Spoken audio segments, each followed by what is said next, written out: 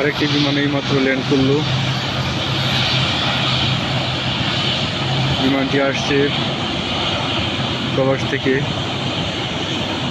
এখন বাংলাদেশে যাত্রীদেরকে তার সঠিক গন্তব্যে পৌঁছায় দিবে। বিমানটি সামনে না গায়ে এখান দিয়েই বাঁক দিয়ে এদিকে আসবে, কারণ পিছনে আরও দুটি বিমান আছে ল্যান্ড করার জন্য। সেজন্য দূর দিয়ে না গিয়ে কাছে দিয়েই আসবে। কন্ট্রোল বিল্ডিং থেকে তাকে নির্দেশ দেওয়া হয়েছে।